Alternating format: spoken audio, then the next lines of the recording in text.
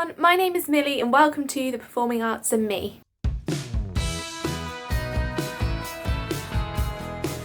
In today's video, I'm going to be talking about my Bird College audition day. If you didn't know from my previous videos, I actually did a foundation year at Bird College from September 2021 to May 2022, and I did lots of auditions last year. But yeah, as I was saying, in today's video, I'm going to be talking about my Bird audition. Now, it looks like I didn't write down any notes after the audition about like the day's structure and stuff, but I've looked at a bit of information that we were given before the audition day about how it would run, and I've tried to use my memory and write down like a rough order of what I think I want to mention, but apologies if it isn't accurate.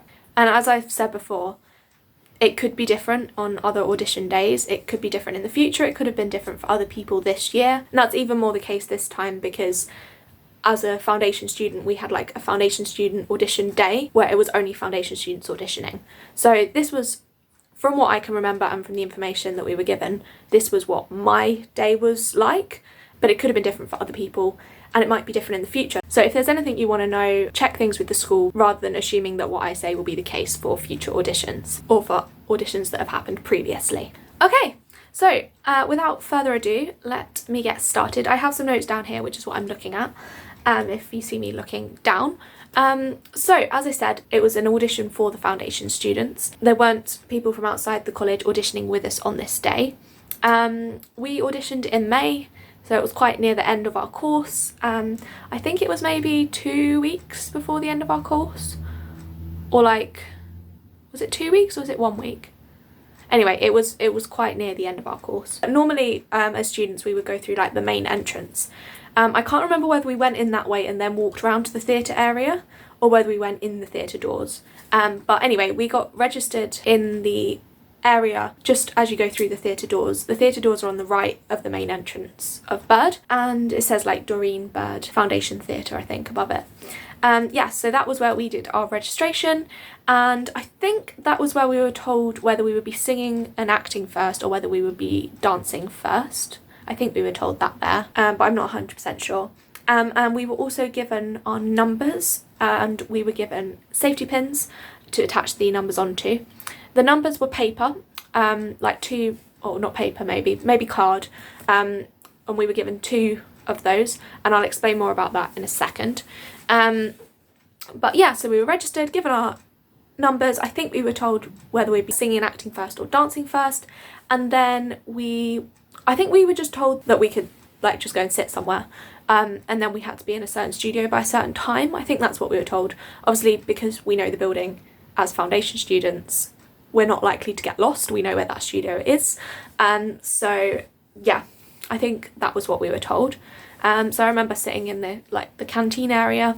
So when we did go to the studio that we were told to go to, there were like chairs set out in rows, and this was the studio that was like our main holding room for the day, if you like. So that was like our base for the day. So that's where we were grouping at the start of the day.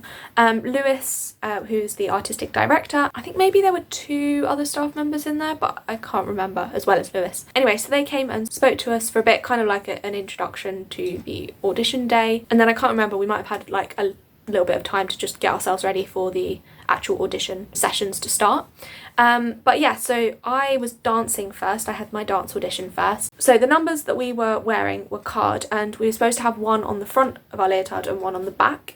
We were given 4 safety pins, I think, to do this with. But just like a note, if you have card numbers or something, especially for a dance audition, obviously if you're getting sweaty and the card is getting a bit damp, it's more likely to rip.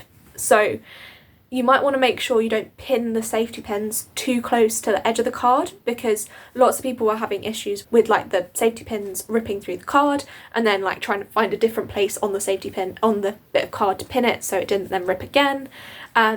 So yeah, anyway, they wanted those on front and back, and that might be another thing to consider when choosing your leotard, because some people had like backless leotards, so you might want to consider that.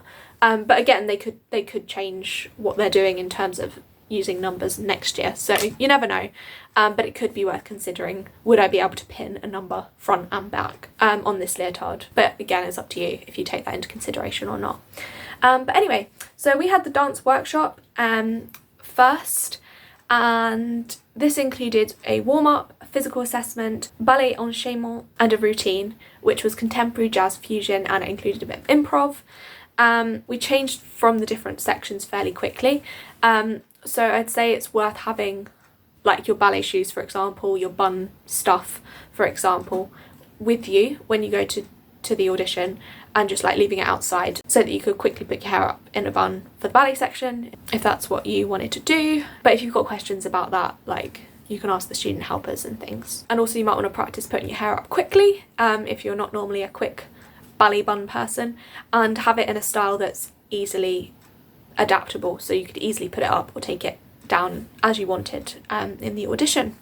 Also, I think we were wearing face coverings for the physical assessment part of the audition, so you might want to have one of those with you. Although again, don't know if they'll do that in the future, but it might be worth having one just in case. I guess it might depend what happens with COVID in the future, etc. Anyway, so after we'd done this dance workshop or like session, we went back into the like holding room area where we'd been in the morning. So we were split in half, so half of us were dancing first, which was what my group was doing, and half of us were singing and acting, doing that section first. So after the dance workshop, I think we then did our dance solos. My half did our dance solos, and these were 1-minute dance solos that we had prepared. So we did these one at a time in front of the panel who were watching. I'm not sure how many people were on the panel, I can't really remember. There were student helpers on the day to like help you, which was nice. I can't remember how they did it, but they organised it so that I think you'd maybe have one person waiting outside while one person was performing, and then like when that person came out, they get the next person or something like that. Also, if you didn't know, Bird College is like, it's not all in one building. There are studios that you have to go outside to get between, and it was raining during our audition. Now a lot of the walkways are covered, but it might be worth making sure you have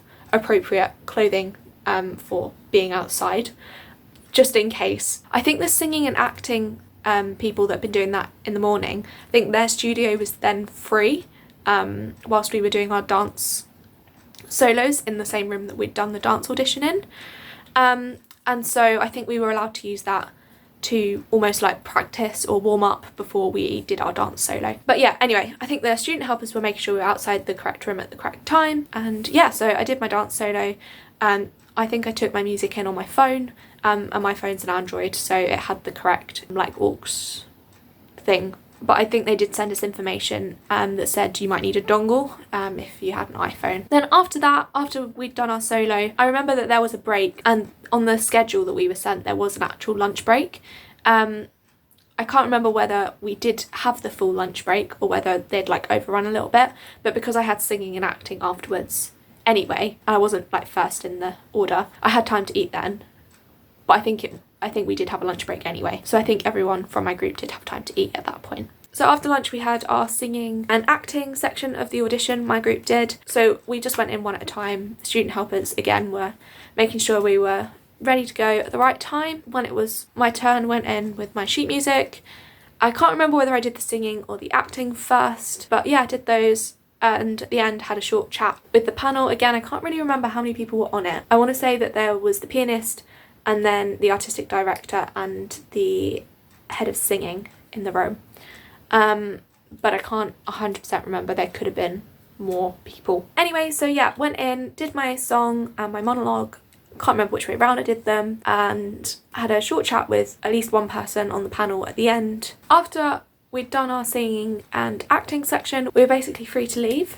And yeah, so in terms of hearing back from Bird, I think it was after we'd finished the foundation course, we received an email, and I think that email could have said that you were offered a place, you were put on reserve list, or you weren't offered a place. And Bird also has, as well as the degree course, they have the diploma course. So I think potentially you could have been offered some combinations of those things with relation to the degree and diploma. For example, you might have been offered the diploma but put on the reserve list for the degree. You might have been put on reserve list for both of them, or yeah, I don't know. I assume that some people also would have been offered a foundation course rather than the degree course, because that's what happened to me the year before. I'd applied for the degree course and I was offered the foundation course. So I guess that might be a result that you get as well. But anyway, my audition result for this year, my email said that I wasn't offered a place for September 2022 at Berg College. But I would just like to say I am so grateful to have trained at Berg College for a year and done their foundation course. Thank you so much to Berg College for training me for a year. I really enjoyed it. It was a really good year and I'm so glad I did it. So yeah, thank you. And I think that is everything I wanted to say in this video.